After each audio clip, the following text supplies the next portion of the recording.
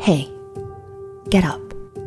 It's time to write the life he always talked about having. Là, on est bien. À chaque nouvel événement, une rentrée, un déménagement, une rupture, un changement de travail, après un sentiment de mécontentement ou un résultat insatisfaisant, comme un échec, une lassitude, c'est souvent après ça qu'on a envie de prendre un nouveau départ. Et un nouveau départ, ça peut être un stade symbolique, une date exacte, c'est pour ça que beaucoup de personnes essayent de changer le 1er janvier ou à la rentrée. Mais vous pouvez le faire là, tout de suite, comme vous pouvez le faire demain. Vous pouvez décider de prendre un nouveau départ lorsque vous avez envie. Et souvent, lorsqu'on recherche un nouveau départ, c'est pour améliorer notre état d'esprit, d'être beaucoup plus positif, d'avoir l'esprit beaucoup plus clair. On est beaucoup plus disposé à arrêter nos mauvaises habitudes. Donc il est l'heure de faire table rase du passé et de changer nos vies. La première étape, c'est de réorganiser son espace de vie, son espace de travail, l'espace dans lequel on est souvent. Parce que ça nous permet d'avoir un sentiment de renouveau et de laisser toutes les mauvaises habitudes dans l'ancien espace. Et du coup, avec ce nouvel espace, nouvelles habitudes, nouveaux objectifs, nouvelles nous, en fait, tout simplement. Et la première étape, lorsque vous décidez de changer votre espace, c'est d'aller sur Pinterest, d'accord? Si vous êtes en plein déménagement ou que vous voulez refaire une pièce de votre maison, ou tout simplement pour trouver des inspirations, allez sur Pinterest, c'est incroyable. Ensuite, il y a un truc qui marche très bien, c'est le tri. Lorsque vous n'êtes pas au top et que vous voulez un sentiment de renouveau, faites du tri. Vous allez avoir l'impression de laisser la vous du passé avec tous ces vêtements, tous ces objets dont elle ne se sert plus. Et puis vous allez avoir votre maison, vos espaces de rangement tellement bien, tellement nickel, tellement vides que vous pouvez les renouveler et donc faire place à votre nouvelle version de vous-même. Donc faites du tri, rangez tous vos vêtements, vos objets, tout ce que vous ne voulez plus, tout ce que vous voulez donner, tout ce dont vous ne vous servez plus, que ce soit dans votre cuisine, dans votre bureau, la paperasse, les draps, les vêtements, tout. Donc certes, c'est une étape un peu chiante, mais il faut passer par là pour avoir un espace bien organisé. Et ensuite, après l'étape bien chiante, on passe à la meilleure étape, la déco. Enfin, je sais pas vous déjà si vous aimez la déco. Changer la déco de votre espace de vie, votre espace de travail et tout va vous permettre de ne plus avoir ce sentiment de lassitude. J'aime trop changer la décoration. Du coup, lorsque je peux changer de déco, je le fais. Par exemple, vu que c'était l'été, j'ai décidé de changer tous les tons, toutes les couleurs de ma chambre. J'ai décidé de faire un truc beaucoup plus estival, beaucoup plus pastel et tout, parce que c'était très blanc. Et du coup, c'était très triste. Enfin, c'était pas triste, mais c'était pas l'été. Et pour changer la déco, vous n'êtes pas obligé de tout refaire, vous pouvez juste simplement déplacer des meubles, c'est exactement ce que je fais. Vous pouvez aussi racheter des meubles, mais simplement si vous en avez besoin. Sinon, vous pouvez faire de la custom, franchement, vous pouvez faire énormément de choses. Vous pouvez peindre, vous pouvez bricoler. Je l'ai déjà dit tellement de fois sur ma chaîne, mais la décoration, c'est dingue. J'ai aussi changé de place le miroir, enfin bref, j'ai changé un peu tout ça.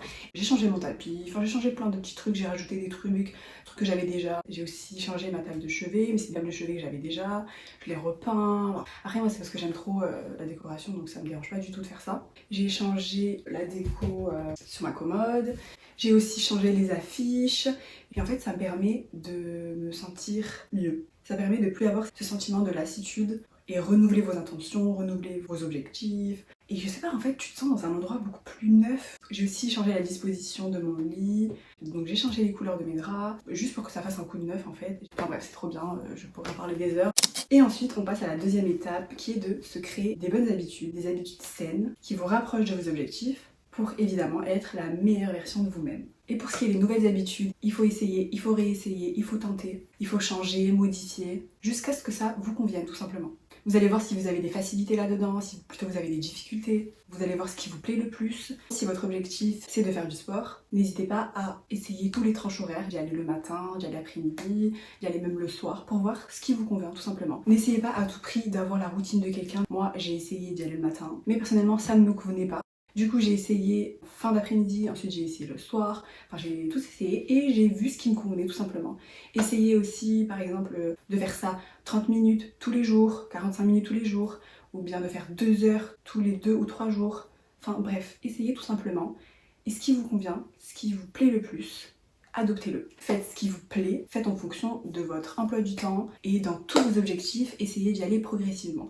Si vous n'avez jamais fait quelque chose et que vous décidez de commencer, ne vous dites pas je vais faire ça pendant 4 heures tous les jours alors que vous ne l'avez jamais fait. Commencez par un temps assez court pour vous habituer. Par exemple, quand vous commencez une activité physique, vous allez vous habituer, vos muscles vont s'habituer, votre esprit. Et en parlant des bonnes habitudes, on va faire une petite liste des bonnes habitudes qu'il faut prendre. Essayez de prendre du temps pour vous, car vous êtes la personne la plus importante. Quand je dis de prendre du temps pour soi, je dis d'apprendre, je dis de manger sainement, je dis de prendre soin de son corps, de son esprit, de son âme. Par exemple, encore une fois pour le sport, j'ai l'impression que toujours l'exemple que je donne c'est le sport, mais ça peut convenir à tout le monde, donc parlons de la santé. Même si vous n'êtes pas du tout quelqu'un de sportif et que vous ne faites pas de sport en temps normal, le sport va vous permettre de faire une pause dans votre quotidien, de souffler, de vous vider la tête, d'avoir une bonne hygiène de vie, d'avoir beaucoup plus de capacité mentale, puisque quand vous ne faites pas du sport, vous dites vraiment au revoir à énormément de capacités. Ça va vous permettre de changer votre mentalité, être discipliné, avoir beaucoup plus positif, d'atteindre beaucoup de vos objectifs, que ça soit des objectifs physiques, mentaux. Ça va vous permettre évidemment d'être en meilleure santé, et je pense que ça c'est vraiment le point numéro 1. Mais si vous voulez prendre un nouveau départ, essayez de vous mettre au centre de votre vie, donc votre santé doit être une des choses les plus importantes. En fait, on se rend pas compte, mais prendre soin de sa santé, que ça soit en mangeant, que ça soit en faisant de l'activité, que ça soit en lisant, que ça soit en sortant dehors, voir la nature, ça va vous permettre de prendre soin de vous et donc de devenir la meilleure version de vous-même.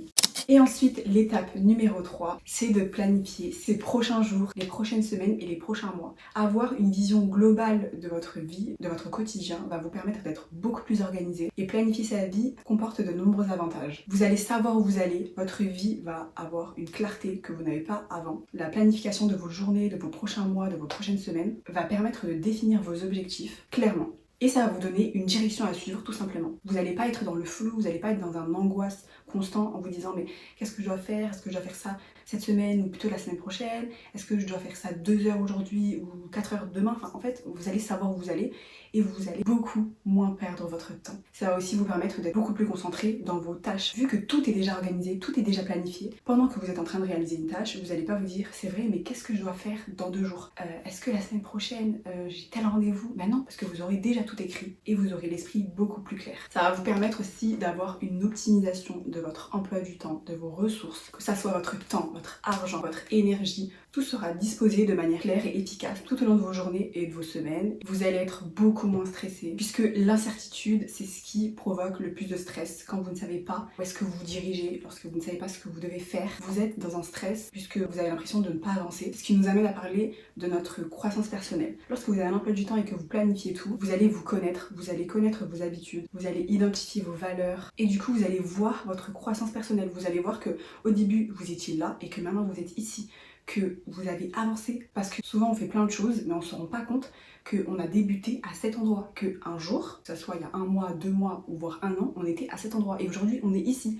Il y a eu un progrès énorme, c'est juste qu'on se rend pas compte et lorsqu'on voit nos progrès, on a envie d'aller encore plus loin. Enfin bref, planifiez votre vie sans que ça soit non plus dans l'extrême, ne planifiez pas tout et n'importe quoi, mais planifiez les événements les plus importants, ce que vous faites de vos journées, pour économiser votre temps. Vous allez améliorer vos décisions puisque vous savez que tel jour je fais ça, demain je fais ça, donc je pourrais pas faire ça. Vous savez quel événement vous prend plus de temps, quelle tâche vous prend le moins de temps, et donc vous prenez des meilleures décisions. Et évidemment, je pense que c'est le point le plus important, mais lorsqu'on planifie nos vies, on fait des choses, et du coup, on atteint nos objectifs. Même si on ne se rend pas compte qu'on atteint des objectifs, mais c'est des paliers à chaque fois qu'on atteint. Et la planification va vous aider à diviser vos objectifs, des plus importants aux moins importants. Et même si sur le moment même vous n'avez pas l'impression de vous être amélioré, vous avez travaillé progressivement. Et en fait, ça vous a énormément aidé et vous allez sûrement bientôt arriver à l'objectif final. Évidemment, quand vous planifiez des choses, dites-vous que la vie est très imprévisible. Une de mes phrases préférées, c'est « La vie est imprévisible et croire qu'on peut la contrôler est une illusion ». Et c'est totalement vrai. Maintenant qu'on sait à quoi nous sert de planifier nos vies, comment est-ce qu'on les planifie? En faisant des tableaux, en ayant Notion, Google Agenda, en faisant des to-do list, en marquant dans des agendas physiques ou numériques. Enfin bref, encore une fois, voyez ce qui vous convient. On me demande très souvent de parler des outils sur lesquels je travaille, sur lesquels je planifie. Et du coup, moi, je planifie beaucoup sur Google Agenda. Mes semaines, mes mois, c'est sur Google Agenda. Mes journées, c'est plutôt sur Notion. Et toutes les tâches que je dois faire dans ma journée, c'est sur les to-do list, etc. Mais je pense que je ferai une vidéo beaucoup plus détaillée, beaucoup plus claire sur ça. Comme ça, on s'organise bien, tous ensemble, et on deviendra la meilleure version de nous-mêmes. You are the director, the creator, and the writer of your story. You literally could do whatever you want. Et voilà, je pense que j'en ai terminé. J'espère que ça vous a plu. Et évidemment, je vous remercierai jamais assez.